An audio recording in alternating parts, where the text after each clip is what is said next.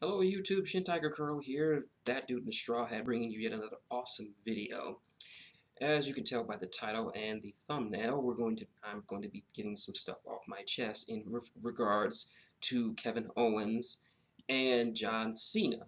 Now, unless you've been living under a rock for the last week or so, last week, the epic third match to the John Cena Kevin Owens trilogy came to a conclusion, ending with John Cena being victorious by putting Kevin Owens in an STF and having him tap out. Now, now a lot of people, and particularly online, have been blaming Cena for this, which let me just say it right now. I'm not a fan of John Cena. Not to say I hate him, I'm just tired of him.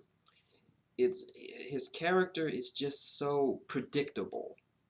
I mean, when he was fighting Rusev, he was just all about all American and just he was a very paint by the numbers. Cena can cut a good promo, a great one if you let him go. But when you're doing this paint by the numbers, never give up, all American, hustle, loyalty, respect stuff, it gets old, repetitive, and we're just tired of hearing it. And of course, the old adage of Cena wins, lol. So yeah, this adage that Cena always wins, but this last week has soured a lot of people on John Cena and blaming him for a lot of bad things going on. But in reality, it's not really his fault because this is all from what I've heard from the rumors that I've heard that it's the fault of Kevin Dunn. For those of you who don't know, Kevin Dunn is one of the higher ups in WWE, second only to Vince, and he's been a close confidant to Vince as well as had his ear for a great many years. So he has influenced a lot of decisions that were being made on the roster.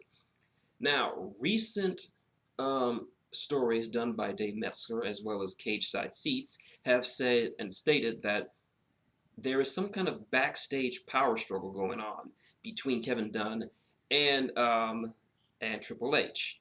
Now, as everyone knows, it's pretty much apparent that when Vince either dies, God forbid, or retires, that Stephanie and Trips will take over the reins of the WWE. Now, a lot of people don't understand that this is a great thing if that happens because of what's going on in NXT.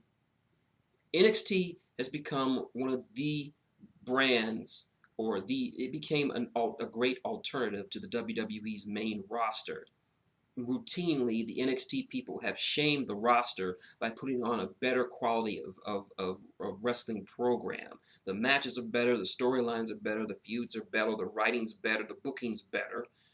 So when you bring them up to the main roster, there was this tension, there was this fear from a lot of people that the guys that come up from NXT would be booked terribly or booked like crap. And unfortunately, that is coming to pass, particularly with John Cena. Now, I know Cena didn't mean this, but unfortunately, because of the way his last feuds have been booked, he is pretty much a career killer at this point. I mean, before Bray Wyatt faced off against John Cena, he was probably the most talked about heel in the entire company. Everyone was talking about him in the Wyatt family. The promos he was cutting, the gimmick he was running was so fresh and original, and the Wyatts were a force to be reckoned with, next to the Shield, of course. And one of the best matches I've ever seen was the Wyatts versus the Shield in a stable war, which we've never seen the likes of before or since. Then he faces John Cena at WrestleMania 30, I believe. I'm sorry, I'm getting my WrestleManias mixed up, but he faced and he lost all momentum. They had a feud, he lost all momentum, and he's just been kind of stagnating. He's been staggering about. They've just recently reunited the Wyatt family, sans Eric Rowan because of an injury. But this was probably the best move they could do with him. I mean, not to say that he's had any bad feuds or bad matches. His feud with Dean Ambrose was pretty damn good and pretty brutal considering how they could go week after week doing these matches and just make them all fresh and original. But the sad part about it is the way this all started, his slide started when he fought Cena. Now let's look over to another potential another NXT. Now Bray Wyatt is not typically an NXT guy. He's from FCW, which was a Florida Championship Wrestling, which was something of a developmental territory for the WWE, which got merged with NXT. Now we go to another NXT guy in Rusev. Now Rusev came in like a bolt out of lightning. He debuted in the Royal Rumble. He looked great. Came in shortly after that WrestleMania that same year and just went on a tear. He was on a streak like nobody's business. He was just a fantastically phenomenal athlete who was booked so strong, so strong. And according to a few other people, according to my idol Spoonie, as well as my friend Matty J of the WrestleCast, they said he was the most positively booked face in the entire company because just the way he was booked. He was not a dishonest heel. When he fought, he didn't use cheating tactics, and he just kept beating all these guys clean. He was just waylaying through the entire roster, and everyone was questioning who was going to take the belt off of him, who was going to be the first to defeat Rusev. Then he fought John Cena at WrestleMania last year. Well, or this year, I believe. Yeah, it was this year. I'm sorry. It was this year. And all of that momentum just stopped. His streak ended. He lost his belt, lost any kind of credibility he had as a heel, lost his woman, and now he is in this terrible, terrible feud with Dolph Ziggler over who has the better bitch now. Yep. And now, then we came up to Sami Zayn. Sami Zayn had probably one of the highest pop debuts of anyone from NXT to the main roster before Kevin Owens. He came out in his hometown, introduced by the most famous Canadian wrestler in all of sports entertainment, Bret the Hitman Hart. He was given a match with the main guy of the roster, John Cena. He put up a great match with a dislocated shoulder and all. His shoulder was jacked up from the start of the match, and now he's out with an injury. But for all intents and purposes, his momentum is killed. Then, what else? Then we had guys like Neville.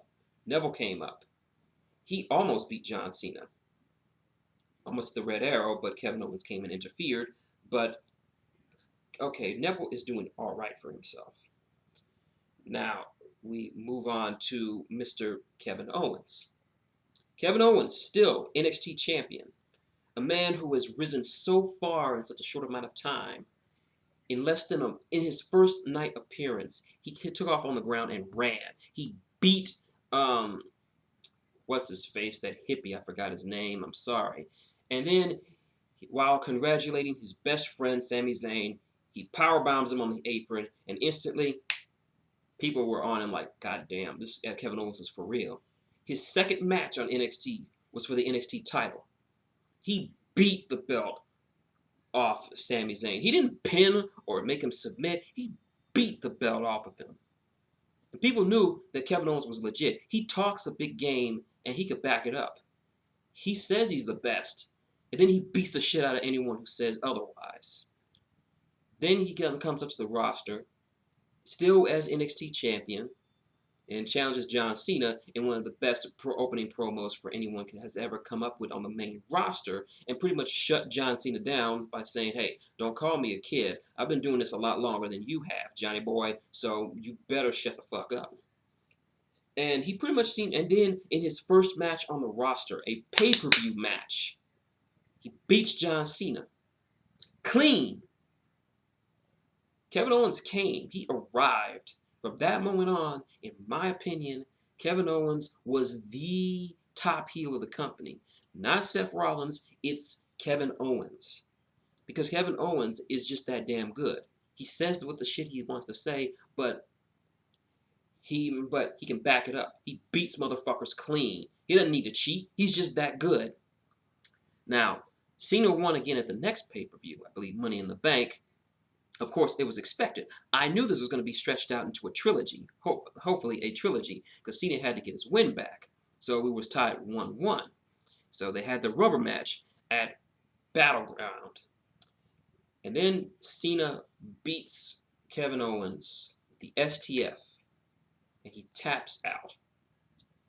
That killed a lot of credibility with him. So much so that I've watched quite a few persons on the internet. I'm not going to say who or what, who just give short 30-second videos saying, "Oh, John Cena rules, Kevin Owens sucks." Now I'm going to stop you right there. That's what I don't like when people say shit like that. Not because I'm a Kevin Owens fan, because I'm a wrestling fan. You can say, you can just say that Kevin Owens sucks just because he lost to John Cena is not a degradation against Kevin Owens. It's simply because that's how they booked him. Kevin Owens is a fantastic find. If Triple H didn't have as much faith in Kevin Owens as he did, he would not have let him hopscotch to the NXT title. He would not have gotten him to the main roster when he's not even a year into the company. And he would not have let him go over clean over the face of the company. That's that. But I'm just saying, people who say that Kevin Owens sucks cannot call themselves professional wrestling fans because they're speaking from their own little bubble and they have this mindset that Cena is the best. I will admit, Cena has been pulling out a lot of fantastic matches. A friend of mine, or a colleague of mine on the CBR forums, said that if they ever make a John Cena DVD collection, it should focus an entire disc on his U.S. title run, because these are some of the best matches of Cena's career, bar none. Because he actually makes the talent look good. The NXT talent make them look good. Cesaro is on a roll, and I want to see that guy succeed. Everyone wants him to be pushed because Vince does not understand why people like him. We like him because he's a great wrestler. He's great on the mic. He has good charisma. He's fantastic in the ring. The past 3 weeks, he's put on 5-star matches with Cena and Rusev.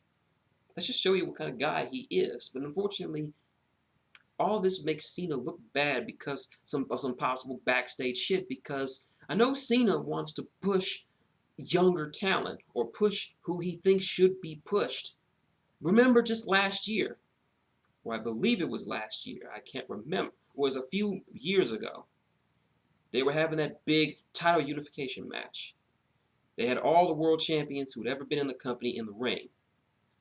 And they were having John Cena and Randy Orton talk about why they were going to be the champion for that ladder match. And the fans were just cheering and just bombarding the ring with yes chants or Daniel Bryan chants and just drowning out anything Randy Orton had to say. They gave the mic to Cena. Cena immediately acknowledged it, gave the mic to Daniel Bryan, and just said, "Hey, you're Daniel Bryan, right?" Like, "Yes, I am." He put him over when he didn't have to put him over. And that's the kind of person I know John Cena is. He wants to put people over. He's similar to Chris Jericho in that regard. Chris Jericho knows his time is pretty much done. He's pretty much doing what he does now. He enjoys putting over younger talent. He did it for Daniel Bryan, and he did it for a lot of other people, and John Cena wants to do that. Unfortunately, because of the stupid booking, it makes John Cena look like his old super invincible Super Saiyan Bankai Cena. And I don't think John Cena wants to be portrayed as that, which is a shame. But unfortunately, this is how it's booked for him. Kevin Owens has lost momentum, and from what I've read, they are knocking him down to the upper mid card, which is not a place he deserves to be. Regardless, if you want to be blind out there and say he doesn't have any talent for the business just because he's fat or because he's not John Cena, then you don't deserve to be called a wrestling fan to recognize talent. Kevin Owens has proven over these last few weeks or months since he's been on the main roster that he is everything he says he is and more. He is great on the mic. He can get you to love him or get you to hate him. He was even able to watch his match, the opening match with his match that he had in Beast in the East with Finn Balor for the NXT title. The match hadn't even started, and Kevin Owens brilliantly was able to manipulate that crowd into hating him. And that's what he does. He enjoys getting a rise out of people and getting people to hate him because he knows that is his job. And he also puts on fantastic matches to boot. So if you say he sucks because he loses to John Cena, then I don't really want to talk to you. You are not a fan of professional wrestling if you don't get why Kevin Owens is a great wrestler, or why Sami Zayn is a great wrestler, or why Finn Balor is a great wrestler. No, no, you just want to have your, see, let's go Cena, let's go Cena. Again, I'm not hating on Cena. I'm just hating on his fucking fans. It's sad that Cena's being given this rap that he kills pushes. That despite how good he makes everyone look lately, when they lose, they just fall down and just don't rise again. I don't know if what all their plan for Kevin Owens. They should have something for him. Frankly, he should be wrestling for the World Heavyweight title. Honestly, I would have preferred him winning the US title because he earned it. He deserves a title run on the main roster. Hell, give him a shot at the Intercontinental title. I bet you $5 that is going to be the best time. If you give him a title, he's going to be money. Kevin Owens will be making you money front to back. I know cats who have bought Kevin Owens t-shirts. So yeah, there's that. So yeah, thanks for watching me vent and rant and rave about my feelings on this whole John Cena, Kevin Owens situation. If you like what you see, link, comment, subscribe below. Got any questions, comments, or just want to talk wrestling? Leave them below. I'll get back to each and every one of you.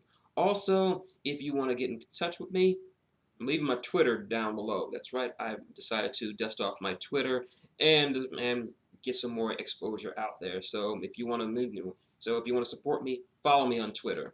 Or better yet, give a nice pop of power bomb to that like button, or click on an advertisement. It really does help out. Or if you want to donate directly, tip jar's up there. You know what to do.